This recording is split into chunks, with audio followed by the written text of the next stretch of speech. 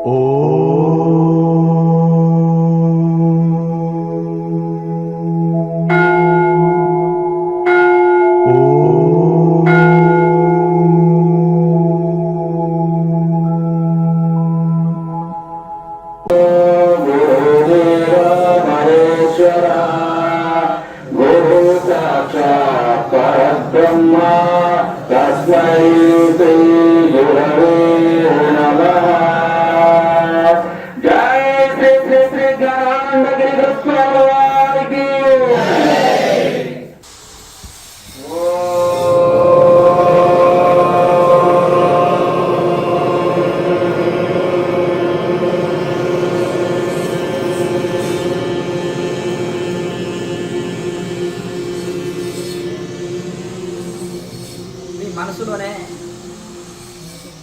మనసు లోపలే మానసికంగా క్రియాయోగులకు ఎటువంటి కర్మకాండాలు అవసరం లేదు. మానసికంగా భగవంతుడి మనసులో ప్రార్థన చేసుకొని సాధన చేయొచ్చు. ప్రార్థన అనేది చాలా గొప్పది. సమస్త శాస్త్రాలు సమస్త ఋషులు అంగీకరించబడింది కనుక మనసులోనే ప్రార్థన చేసుకొని దైవ ప్రార్థన చేసుకొని నేరుగా సాధన ప్రారంభించవచ్చు. సాధకులందరూ కూడా విశ్వవ్యాపకమైన భగవంతుడికి మనసులో ప్రణమిల్లి ఇష్టదైవానికి విశ్వవ్యాపకమైన ఆ ఇష్టదైవానికి మనసులో ప్రణమిల్లి ఎవరికి వాళ్ళు మనసులో ప్రణమిల్లి విశ్వ గురు పరంపరకి మరియు క్రియాయోగ గురు పరంపరకి మనసులో ప్రణమిల్లి మనము సాధన ప్రారంభించుకోవచ్చు. సాధనకు ముందు ఒక 4 మాటలు మాట్లాడుకుందాము. అయితే ఈ యొక్క క్రియాయోగం అనేది మనకు ఋషి పరంపర నుంచి అందింది. ఇందులో జపము ధ్యానము యోగము అన్నీ కలిసి ఉంటాయి కనుక మనకు స్వాధ్యాయ ఈశ్వర ప్రధానని క్రియాయోగ అని మనకు పతంజలి మహర్షి అందించారు. ఇందులో మనకు తాళక క్రియ, చక్రస్మరణ, మహాముద్ర, నాభిక్రియ, ప్రాణాయామ, జ్యోతిముద్ర ఈ 6 ముద్రలు ఉంటాయి. ఈ 6 ముద్రలు చేసి మనం ధ్యానం చేసినప్పుడు మనసు వెంటనే అంతర్ముఖం అవుతుంది. మనం మామూలుగా కొత్తగా ధ్యానంలోకి వచ్చిన వాళ్ళు ఊరికి కళ్ళు మూసుకొని కూర్చున్నారు అనుకోండి, నిద్ర మత్తులోకి జారుకునే అవకాశాలు 99% ఉంటాయి. ఎందుకంటే నాలుగు శుద్ధి ఉండవు, కాళ్ళ నొప్పి వస్తుంటుంది, మనసు సహకరించదు, శరీరం సహకరించదు, ఇలా ఉంటుంది. యోగం వలన నాడి మండల శుద్ధి కావడం వలన మనసు వెంటనే అంతర్ముఖం అవుతుంది. ఈ యొక్క కాలక క్రియ ఎందుకు చేయిస్తారంటే ఇప్పుడు నాలుక కొద్ది 1 ఇంచు పెరగాలి. ఆ ఇంచు పెరిగినప్పుడు ఈ నాలుక కొండ నాలుక వెలికి భాగంలో కంట గుహ ఉంటుంది, కంట కుహరము అంటారు. అక్కడ ఆ కంట బిలంలో లాక్ పడినప్పుడు లోపల లోముఖ రంధ్రాలు ఉంటాయి. ఆ లోముఖ రంధ్రాలు 4 రంధ్రాలు లాక్ చేసినప్పుడు దాన్ని పూర్ణ కేచర్ అంటారు. అప్పటి వరకు మాత్రం అర్ధ కేచర్లో ఉండాలి నాలుకని పక్క పెట్టుకొని. ఈ నాలుక పొడుగు కావాలంటే మరి ఏం చేయాలి? నాలుక ఎక్సర్సైజులు, టంగ్ ఎక్సర్సైజులు ఉంటాయి. అవి మీకు కొన్ని రకాలవి ఇక్కడ చూపించడం జరుగుతుంది. దాన్ని కాళ్ళ దగ్గర వేస్తే అంటారు. దాన్ని రోజు మనం ఫ్రీ టైంలో ఎప్పుడంటే అప్పుడు ప్రాక్టీస్ చేసుకోవచ్చు. కళ్ళు తొమ్ముకునే ముందు అద్దం ముందు ప్రాక్టీస్ చేసుకోవచ్చు. సాధనలో మాత్రం తప్పనిసరి ఉదయం సాయంత్రాలు ప్రాక్టీస్ చేసుకోవాలి. తర్వాత కూడా మనం ఫ్రీ టైంలో కూడా చేసుకోవచ్చు. కానీ ప్రాణాయామ అభ్యాసము క్రియ అంటే ప్రాణాయామ. ఇక్కడ ఈ క్రియను మాత్రం ఎంటీ స్టమక్తో చేయాలి. ఎంటీ స్టమక్ అంటే మనం ఉదయం సాయంత్రం ఎట్లాగో ఖాళీ పొట్టతోటే ఉంటాము, అప్పుడు చేసుకోవచ్చు. ఉదయం 3 గంటల నుంచి 6 గంటల లోపల, సాయంత్రం 6 నుంచి 9 లోపల చేసుకోవచ్చు. అప్పుడు మనకి ఏ డ్యూటీలు కూడా ఉండవు. అలాగే మితాహారం తీసుకుంటే యోగులకు శ్రేష్టం. పొట్టని 4 భాగాలు చేస్తే సగ భాగం ఆహారం తీసుకొని పావు భాగము శ్వాస తీసుకున్నట కోసం, పావు భాగము ఖాళీగా వదిలిపెట్టినట్టయితే మనకు ఆరోగ్యానికి చాలా మంచిది.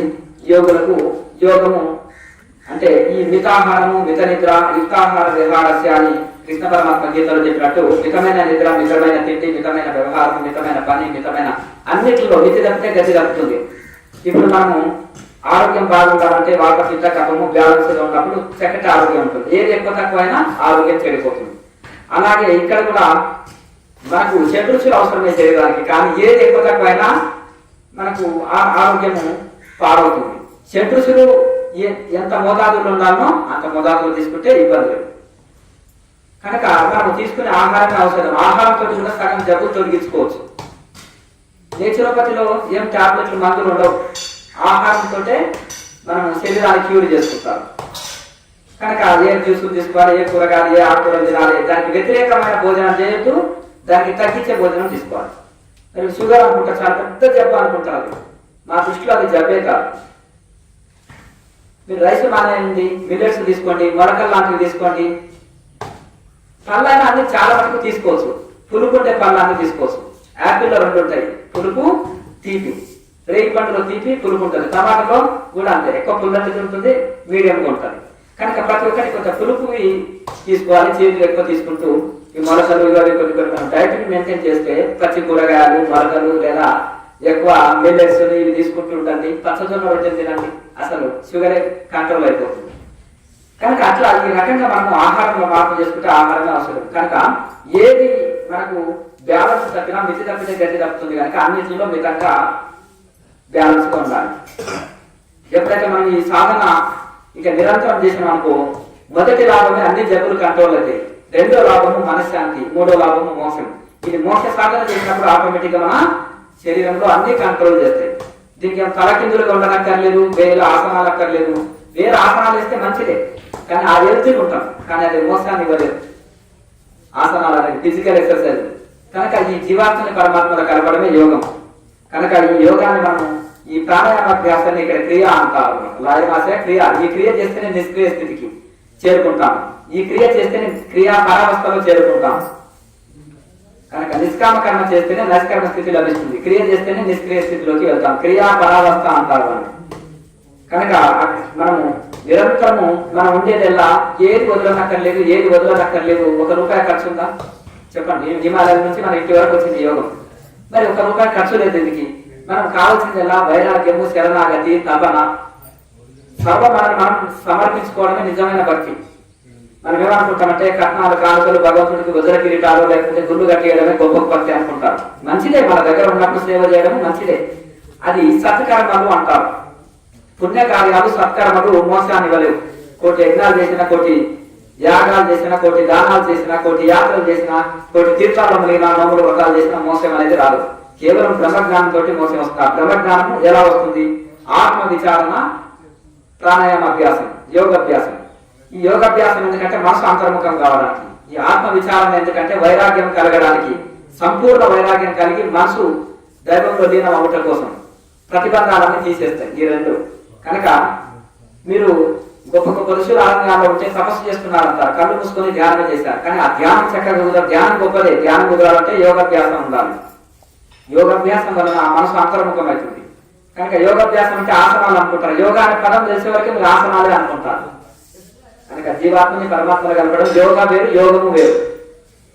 కనుక ఈ యోగం అనేది ఉండాలి. ఈ ప్రాణాయామ అభ్యాసం చేసి ధ్యానం చేస్తే మనసు అంతర్ముఖం అవుతుంది. పూర్వకాలంలో సంధ్యావందనంలో కూడా ఈ ప్రాణాయామానిలో గాయత్రి మంత్ర జపం చేసేవారు. 24 ముద్రలు ఉంటాయి మనకు సంధ్యావందనంలో. అంటే ఆసన, బంధన, ముద్ర, ప్రాణాయామ 5 స్టెప్పులుగా ఉంటుంది యోగం. ఇది అంతర్ముఖ యోగము. శ్రీరామాంజనేయ సంవాదంలో శ్రీరాముల వారు హనుమంతుడికి చెప్పింది, అందులో అష్టాంగ యోగాన్ని చక్కగా వివరించారు.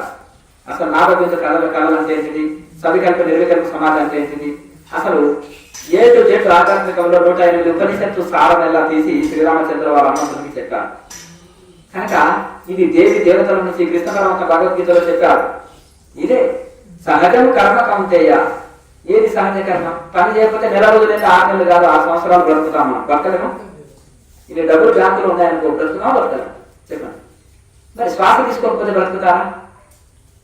మరి సహజ కర్మ దేని అన్నారు? సహజం కర్మ కౌంతేయ. ఇది సహజ కర్మ చేయకపోతే మనిషి మనగడలేదు, జీవించలేము.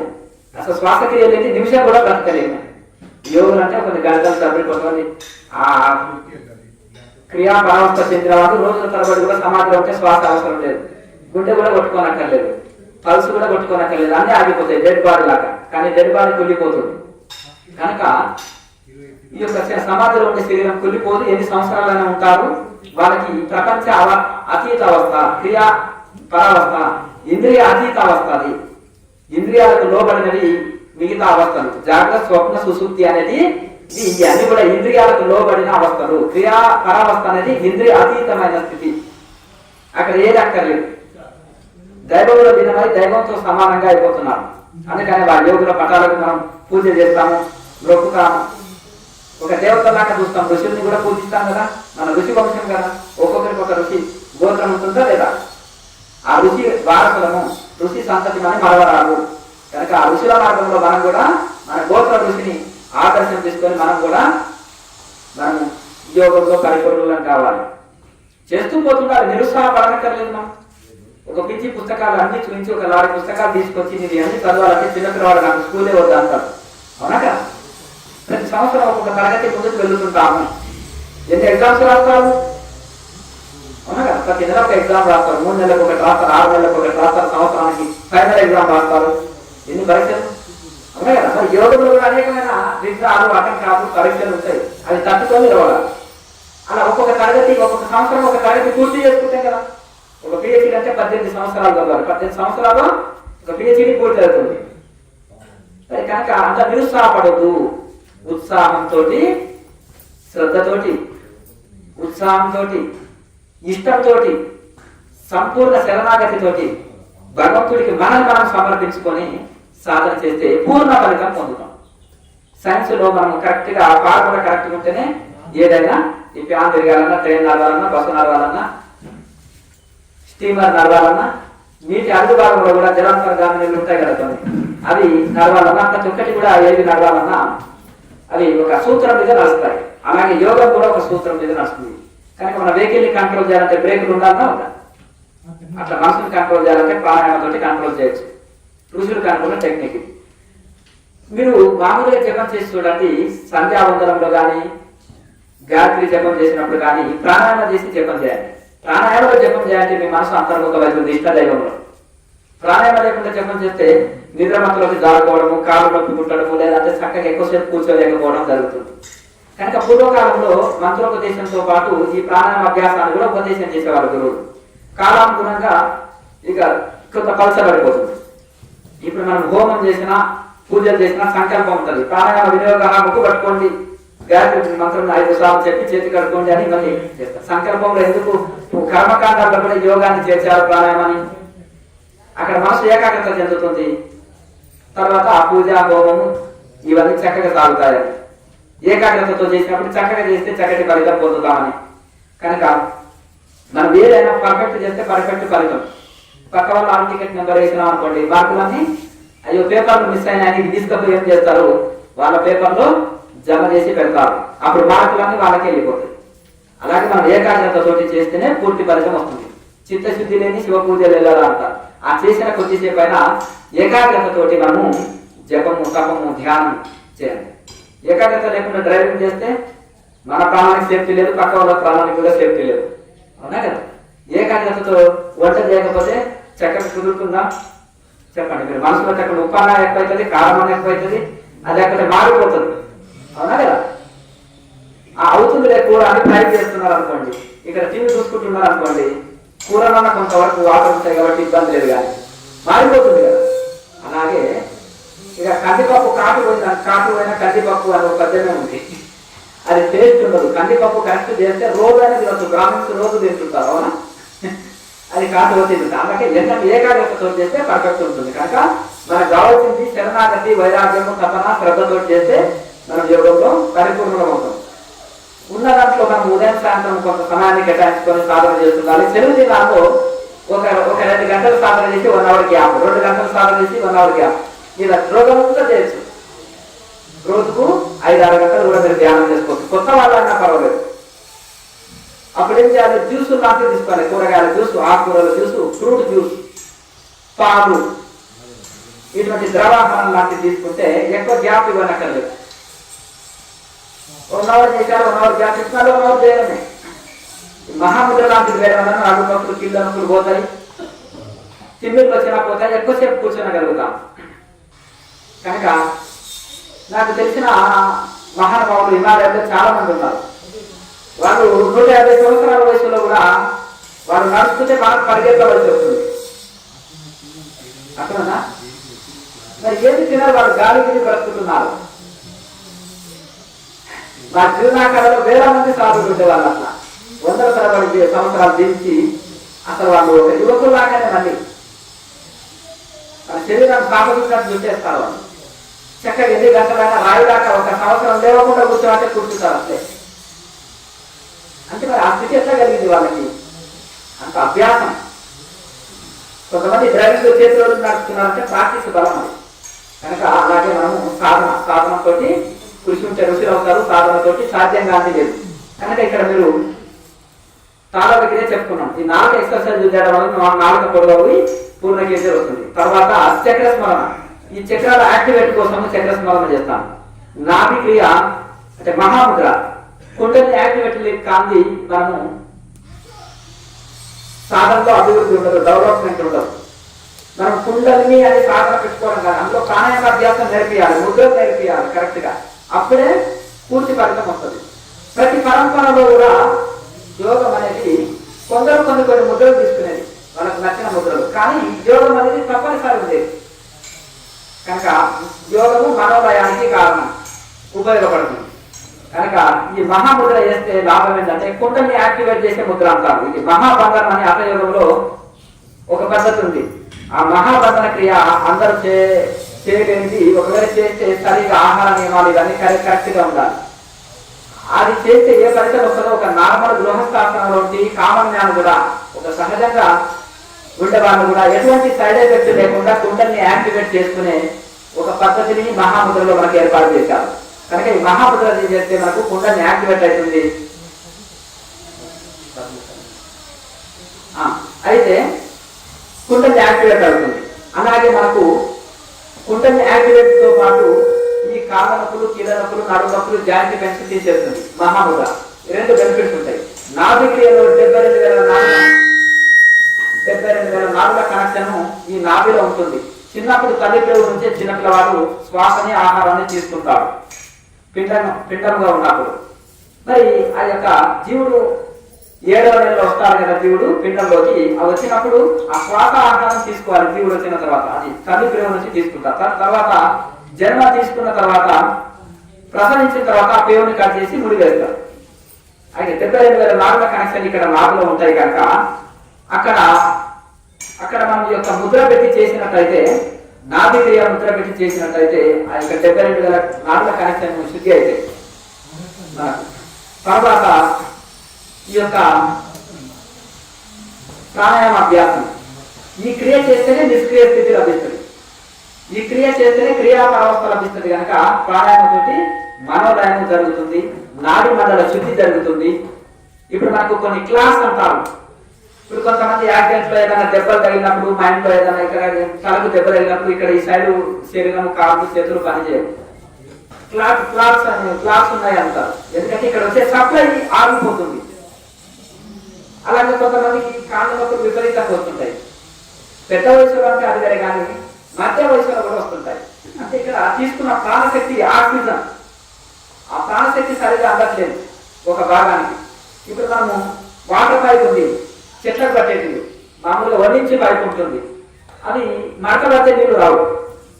అంటే మనం ట్యాంకులో ఫుల్ నీళ్లు ఉన్నాయి, ఎందుకు వస్తలేవు? మడత పడ్డదని పోయి ఏం చేస్తాము, మడత తీస్తాం, అప్పుడు నీళ్లు ప్రెషర్గా వస్తాయి. అలాగే ఇక్కడ కూడా ఆరోగ్యంగానే ఉన్నాం, ఇక్కడ ఎందుకు నొప్పి ఉంది మరి అంటే ప్రాణశక్తి సరిగా అందట్లేదు. కనుక ఈ ప్రాణాయామ ద్వారా మనం అక్కడ ప్రాణశక్తిని సరిగా అందించినట్లయితే అవి నొప్పి బాధ ఏది ఉండదు, ఆటోమేటిక్ గా నొప్పి వెళ్ళిపోతుంది. అలాగే మనకు ఎక్కడైనా సరే బ్లాక్స్, క్లాస్ అనేది ఉండవు. ఈ ప్రాణశక్తి చక్కగా అందడం వలన రక్తనాళాలు, వాయునాళాలు చక్కగా మనకు శుద్ధి అవుతాయి. కనుక సప్లై కూడా కరెక్ట్గా ఉంటుంది. ఎక్కువ తక్కువ ఉండకూడదు. బ్లడ్ ప్రెషర్ అంటాం, బీపీ అంటే బ్లడ్ ప్రెషర్, అంతేనా కదా? మరి అయితేనేమో రక్తము స్పీడ్ గా ప్రవహిస్తుంది, లేదంటే స్లోగా ఉంటుంది. అసలు సరిగా సప్లై లేకపోతే లో బీపీ అంటారు, ఎక్కువ సప్లై ఉంటే హై బీపీ అంటారు. మరి దాన్ని కంట్రోల్ ఉంటేనే నార్మల్గా ఉంటుంది. కనుక ఈ రెండింటిని సమతుల్యం చేయాలంటే ప్రాణాయామ అభ్యాసం ఉండాలి. మరి ప్రాణాయామం కానీ బస్సుగా చేసిన వరకు బీపీ ఎక్కువ వాళ్ళు అపాయం, అంతేనా కదా? ఆ చతుర్సుల్లో మంచిది అంటారు. ఇప్పుడు షుగర్ వాళ్ళు ఉప్పు కారాలు ఎక్కువ తినారనుకో వాళ్ళకు ప్రాబ్లం. అదే లో బీపీ వాళ్ళు కొంచెం ఉప్పు కారం పెంచాలంటారు వాళ్ళకి. అవునా? అవునా? అంటే ఒక దగ్గర ఒకటి అవసరం, ఒక దగ్గర అనవసరం. కనుక దాన్ని చూస్తూ పోతున్నారు. కనుక మీరు ఇక్కడ ఎప్పుడు ఏది చేయాలని ఈ సహజ ప్రాణాయామతోటి ఇబ్బంది లేదు. ఈ క్రియాయోగ ప్రాణాయామ సహజ ప్రాణాయామ, దీన్ని ఉజ్జయిని ప్రాణాయామ కూడా శాస్త్రంలో పిలువబడుతుంది. కనుక ఈ ప్రాణాయామతో అపాయం లేదు. 360 రోగాలు శరీరంలో ఉన్నా చేయొచ్చు. ఇది అపాయం లేదు, సహజ ప్రాణాయామం ఇది. దీంతో అపాయం లేదు. ఇలా కొన్ని కఠిన పద్ధతులు కూడా ఉంటాయి, అవి హఠయోగంలో, అవి మనకు అక్కర్లేదు. ఇప్పుడు కనుక ప్రతి ఒక్కరికి ఒక గృహస్థాశ్రమంలో ఉంటూ, పట్టణ జీవితంలో ఉంటూ, ఫ్యామిలీ లైఫ్లో ఉంటూ కూడా ఒక ఆత్మక గురువులందరూ కూడా ఒక ఋషులుగా అయ్యారు. ఎంత గొప్ప స్థితి వాళ్ళు అందుకున్నది. అయ్యో ఎవరో ఋషులు సన్యాసులు చేస్తారు, మేమేలా చేస్తాం, బాధ్యతలు ఉన్నాయి, మా వల్ల ఇక్కడ అనడానికి ఏం లేదు. ఇక్కడ కింద కూర్చోలేని వృద్ధులు కూడా గంటల తరబడి కూర్చోగలుగుతున్నారు. నెలకు 1 కిలో బరువు తగ్గి వెయిట్ లాస్ అయిన వాళ్ళు ఉన్నారు. చక్కగా ఎనర్జీగా పనులు చేసి అలసిపోకుండా ఎన్ని పనులైనా చేసే వృద్ధులు కూడా ఉన్నారు. అట్లా ఎట్లా సాధ్యమైందంటే ఈ యొక్క ఆహార నియమం, నేను చెప్పిన ఆహార నియమాన్ని పాటిస్తూ కనుక ప్రతి కూరలో అల్లం, జీలకర్ర, వాము, కొత్తిమీర తప్పకుండా వాయువాతాన్ని కంట్రోల్ చేసి, గ్యాస్ లేకుండా చేసి, శరీరంలో వాయువాతాన్ని తీసేసి చక్కగా మీకు ఆరోగ్యాన్ని కాపాడుతాయి. ఇవన్నీ ఆకుకూరలు ఎక్కువ తీసుకోవాలి, కూరగాయలు ఎక్కువ తీసుకోవాలి, తాజాగా సంపద చేసుకొని కూర ఎక్కువ తినాలి. ఇప్పుడు అల్లం తల్లి వచ్చినాక కూర ఎంత చేసుకుంటుంది?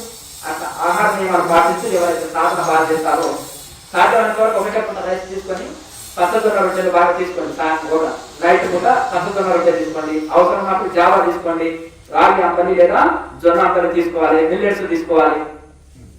అట్లా ఇంటి భోజనం శ్రేష్టం. ఇంట్లో కమ్మగా వండుకొని మంచిగా చేసుకొని రుచిగా శుచిగా చేసుకొని తినండి. మిల్లెట్స్ తోటి, వాటి రవ్వ తోటి, వాటి పిండి తోటి రకరకాల పిండి వంటలు చేసుకోండి.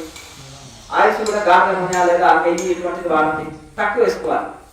కనుక ఇవన్నీ ఆహార నియమాలు మన ఇంట్లో చేసుకొని తినాలి. అలాగే ఆహార నియమాలు చక్కగా పాటించి ఇది చేస్తున్నాం. చాలా మంది ఏమనుకుంటారంటే ఒక 5 స్టార్ హోటల్కి వెళ్తే ₹1,00,000 ప్లేట్ భోజనం ఉంటుంది. వాళ్ళు ఒక 25 కేజీల బియ్యం ప్యాకెట్ ఎత్తగలుగుతున్నారా? ఒక ప్లేట్ ₹1,00,000 భోజనం చేసిన వాళ్ళు. ఇంకా గంజి తాగిన రైతు 100 కిలోల బస్తా ఎత్తుకొని వెళ్తున్నారు. అంటే మీరు తింటేనే శక్తి అనుకుంటున్నారు. శక్తి ఖర్చు చేస్తే శక్తి పెరుగుతుందని మేము అంటున్నాం. ఎందుకు? ఇప్పుడు జిమ్కి వెళ్తే శక్తి ఖర్చు చేసి శక్తి పెంచుకుంటున్నావు, రన్నింగ్ చేసి శక్తి ఖర్చు చేసి శక్తిని పెంచుకుంటున్నావు. శక్తి ఖర్చు చేస్తే శక్తి పెరుగుతుంది. కనుక శరీరానికి కొన్ని ఆసనాలు ఇవన్నీ చేస్తే ఫిట్నెస్ ఉంటుంది, ఆధీనంలో ఉంటుంది. కనుక మనకు శరీరానికి ఒక పరిశ్రమ కూడా అవసరమే. ఎక్కువ పరిశ్రమ లేకుండా కనీసం ఇంట్లో ఉండే ముద్రలు చేసినా సరిపోతుంది. కనుక తర్వాత ఏంటిది? జ్యోతి ముద్ర వేయాలి. జ్యోతి ముద్ర వేస్తే చాలా మంది నేను ఇష్టదైవ దర్శనాన్ని పొందాలి, నేను మోసం పొందాలి, నాకు ఇష్టదైవ దర్శనాన్ని పొందాలని ఉంటారండి. భగవంతుని ఎలా వర్ణించారు? నిరాకారుడు, నిరంజనుడు, ఆయన నామం లేదు, రూపం లేదు, గుణం లేదు, సర్వతర్యామి అని ఉంది. మరి ఎట్లా సాధ్యం? ఎట్లా అంటే ఇప్పుడు నీళ్ళతో ఎలా మధ్యస్థ విద్యుత్ భాస్వత, ఆత్మస్వరూపము ఎలా అంటే అర్థం కదా, 2 కనుకొమ్మల మధ్య విద్యుత్ లేక అంటే విద్యుత్ లేక మెరుపు తీగ వలె కాంతియుతంగా మెరుస్తుందంట. దివి సూర్య సహస్రేశు అంటారు కదా. ఓ కృష్ణ పరమాత్మ, ఓ కృష్ణ, నీ శరీరం 1000 సూర్యుల కంటే కాంతితో వెలిగిపోతుంది, నీ రూపాన్ని నేను తట్టుకోలేకపోతున్నాను అర్థం. అంటే భగవంతుని మనం చాలా మంది ఏంటంటే ఆత్మ అంటే శూన్యం శూన్యం అని చెప్పుకుంటాం. శూన్యం కాదు, చైతన్యం, కృష్ణ చైతన్యము, అవునా కదా? అంటే లేకపోతే దైవ చైతన్యము కానీ దైవ శూన్యం అనం కదా. కనుక భగవంతుని అంటే చైతన్యంతో పోలుస్తారు. గాడ్ లైట్ అంటారు కదా, సోల్ లైట్, గాడ్ లైట్ అంటారు. గాడ్ శూన్యం, సోల్ శూన్యం అంటారా? చెప్పండి అన కదా. కనుక లైట్ భగవంతుడు అంటే ఒక కాంతియుతము, కాంతితో పోలుస్తారు భగవంతుడు. కనుక అట్లా ఆ రకంగా మనకు భగవద్గీతలో కూడా కృష్ణ పరమాత్మ ఎన్నో చోట్ల కూడా జ్ఞాన దీపేన భాస్వత, వాళ్ళకు జ్ఞాన జ్యోతిని వెలిగిస్తాను. అలాగే చాలా చోట్ల కూడా మనకు తమసోమా జ్యోతిర్గమైన అంటే తమస అనే చీకటి నుంచి జ్యోతిలోనికి తీసుకొని వెళ్ళు అని ఎన్నో చోట్ల మనం వింటుంటాం శాస్త్రాల్లో. కనుక జ్యోతి స్వరూపము, చైతన్య స్వరూపము. కనుక ఆ యొక్క మన ఆత్మజ్యోతిని మనము లేకపోతే పరమాత్మ జ్యోతిని దర్శనం చేసుకోవాలన్నా, పరమాత్మ దర్శనాన్ని మన ఇష్టదైవ దర్శనాన్ని చేసుకోవాలన్నా ఏం చేయాలి? దాని కూడా ఒక ముద్ర ఉంది. ఆకలి కావాలంటే ఏం చేయాలి? అన్నం తినాలి. వెహికల్ కంట్రోల్ కావాలంటే ఏం చేయాలి? బ్రేక్ వేయాలి. మరి మన ఇష్టదైవ దర్శనాన్ని పొందాలంటే ఏం చేయాలి? తల్లి నీళ్ళలో మురుగుతుంటాం, నోములు చేస్తాం, పూజలు చేస్తాం, ఇంకా పొరలాడుతున్నాం, పొర్లు దండాలు పెడతాం, యజ్ఞాలు చేస్తాం, దానాలు చేస్తాం, రకరకాల అసలు చేయాలి. దాంట్లో ఒక పద్ధతి పెట్టాలి. సరే దీనివల్ల శాతం ఏదో టైం పట్టవచ్చు, ఎన్నో జన్మలు. కానీ ఇప్పుడు అతి త్వరలోనే మనం ఏమంటాం, ఏదనుకుంటే తక్కువ రేటు కావాలి, మంచి క్వాలిటీ ఉండాలి, త్వరగా పని కావాలి, మంచిగా కావాలి, తక్కువ రేట్లో కావాలి, ఇవన్నీ అనుకుంటాం కదా. అంటే తక్కువ పరిశ్రమతో ఎక్కువ బెనిఫిట్ పొందాలని ఎవరైనా ఇదే చేస్తాం కదా. తక్కువ సాధనతోటి షార్ట్ కట్ మార్గం ఉంటుంది. కాశీ గంటల్లో వెళ్ళాలని అనుకుంటాను, 6 నెలలు నడుచుకుంటా పోవచ్చు. కానీ ఫ్లైట్ ఎక్కితే గంటలో వెళ్ళిపోతాం కదా, గంటలో విశ్వనాథుని దర్శనం చేసుకుంటాం కదా. అందుకని ఫ్లైట్ వే అంటారు. విహంగ మార్గం అని పతంజలి మహర్షి చెప్తారు. యోగ మార్గం విహంగ మార్గం పరమాత్మను చేర్చడంలో. కనుక మరి ఫ్లైట్ మార్గం ఉంది కదా, మనం త్వరగా గమ్యం చేయాలి, టైం వేస్ట్ కావద్దు, ఈ జన్మనే తరించాలన్నప్పుడు కొన్ని షార్ట్ కట్ వేరు ఉంటాయి, దాన్ని మనం అనుసరించవచ్చు కదా. కనుక ఈ మార్గంలో మనము మన ఇష్టదైవ దర్శనాన్ని పొందాలని ఏం చేయాలి, జ్యోతిర్ముద్రని బాగా ప్రాక్టీస్ చేయాలి. అందులో 1 నిమిషం 2 నిమిషాల వరకు కుంభకం చేసే కెపాసిటీని సంపాదించుకోవాలి. కొత్తగా అంత కెపాసిటీ ఉండదు శరీరానికి, అంత తట్టుకోదు. మెల్లమెల్లగా చిన్నపిల్లవాడు ఒకే రోజు బరువులు ఎత్తుతారా, పెరిగి పెద్దగా అయిన తర్వాత బరువులు ఎత్తుతారు. అలాగే మనం కూడా మెల్లమెల్లగా అభ్యాసం చేయాలి. పుట్టు మనం మాట్లాడడం రాదు, నడవడం రాదు, చిన్నప్పుడు వస్తుందా, తర్వాత అన్ని వస్తాయి. పుట్టుకతో ఏ పనులు రావు అన్నట్టు. చదువు వచ్చిందా, పుట్టుకతో ఏ పని రాలి, అన్ని నేర్చుకున్నాం. అలాగే ఇక్కడ కూడా సాధన కూడా ఎవరికి తెలియదు. మొదటి రోజు ఎవరు పర్ఫెక్ట్ చేయరు, కనుక నెలైనా పర్ఫెక్ట్ చేయలేకపోతాం. కానీ అలా అభ్యాసం చేయగా చేయగా చేయగా, అభ్యాసం పూర్తి విద్య, అభ్యాసం చేయగా చేయగా చేయగా ఏ పనైనా పర్ఫెక్ట్ అవుతుంది. కనుక మనం అభ్యాసంతో రోజు ప్రాక్టీస్ చేయడం వలన అన్ని మనకు ప్రాక్టీస్ అవుతుంది. కనుక జ్యోతిముద్ర వేసిన తర్వాత మనం ధ్యానం ఆ కూటస్థ చైతన్యాన్ని దర్శనం పొందుతాం. ఆ కూటస్థ చైతన్యం మీద దృష్టి పెట్టి అదే నా స్వరూపము, అదే దైవ స్వరూపము, ఆ కూటస్థ స్వరూపమే నా స్వరూపము, అదే భగవత్ స్వరూపము అని మనం దృష్టి పెట్టి తండాత్మతో పులికించిపోతాం. అక్కడ హనుమంతుల వారు మరియు నారదుల వారు ఉపనిషత్తులో, దత్తాత్రేయుల వారు కొన్ని ఉపనిషత్తులో వర్ణన వస్తుంది. ఆహా నా జన్మధాన్యము, నా కులం ధాన్యము, నా యొక్క జీవితం ధాన్యము, ఓహో ఏమి ఆనందము, నేను ఎన్నడూ చూడని ఆనందం ఇదని ఎగిరి గంతులు వేశారు హిమాలయాలంతా. అంత వర్ణన ఉంటుంది. అంటే అంత తండాత్మ స్థితి. ఇప్పుడు మనం బయటకు పొందేది, బయట ఏది చేసినా వైద్యులకు తీసుకుంటున్నాం అంటే నా ఎంజాయ్మెంట్ అంట, సినిమాలకు చూస్తున్నాం అంటే నా ఎంజాయ్మెంట్, అన్ని బయట ఆనందాలు. కానీ లోపల ఇన్నర్ వరల్డ్ ఒకటి ఉంటుంది. బయట పిహెచ్డీతో పాటు ఇన్నర్ పిహెచ్డీ కూడా చేయాలి. ఇదే సాధన క్రియ చేసినప్పుడు ఇన్నర్ ఎక్స్పీరియన్సెస్ వస్తాయి. మనకు లోపల ఆనందం కలిగినప్పుడు బయటి ఆనందాల కోసం తాకులాడము, బయటికి మన మనసు వెళ్ళదు, దాంతో డబ్బులు ఖర్చు అవుతాయి, శ్రమ వృధా, రోగాల పుట్ట అవుతుంది బయట ఎంజాయ్మెంట్స్. కానీ ఇది దినదినం ఆనందం పెరిగేది, దినదినము మనం ఎక్కువ బెనిఫిట్స్ పొందేదే ఉంటుంది. ఇక మనం సాధన ప్రారంభించుకుందాము. క్రియాయోగం గొప్పతనం తెలుసుకున్నాం కదా, సాధన చేద్దామా. జ్యోతిముద్ర తర్వాత ధ్యానమే. ఆ ధ్యానమే సమాధిగా మారుతుంది. ధ్యానం కాదు ధ్యానం. మనసు బయటికి వెళితే పరధ్యానం, అంతర్ముఖమైతే ధ్యానం, మనసు దైవంలో చేయడం అయితే ధ్యానం. ఆ ధ్యాన స్థితి ఇంకా పెరిగి పెరిగి పెరిగి పూర్తి దైవాకారంగా తెలిసిపోతే సమాధి స్థితి.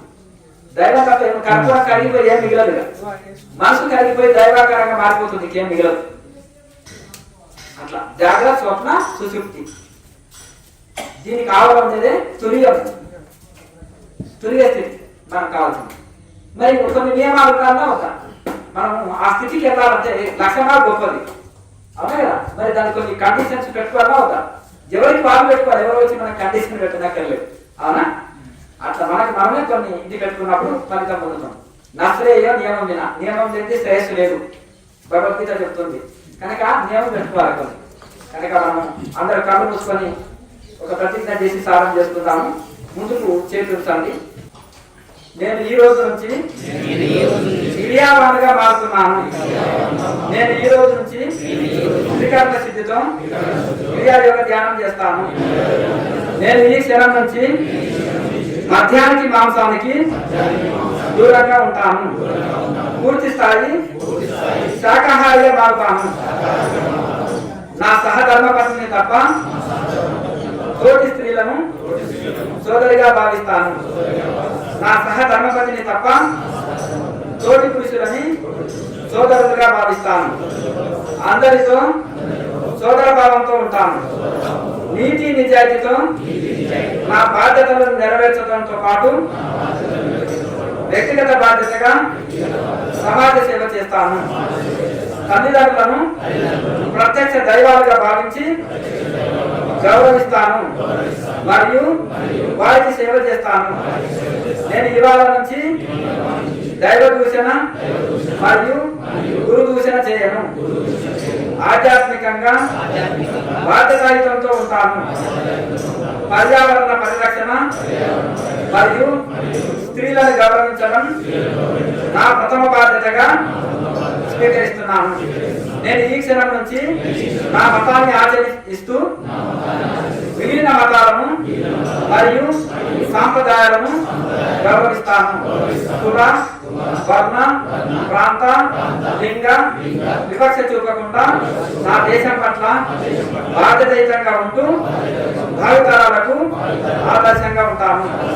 భారతదేశం గొప్పతనము మరియు G50 యొక్క ఉన్నత ఆశయాలను లక్ష్యాలను అందరికీ వివరిస్తాను. జై బ్రహ్మజ్ఞాన భారత్.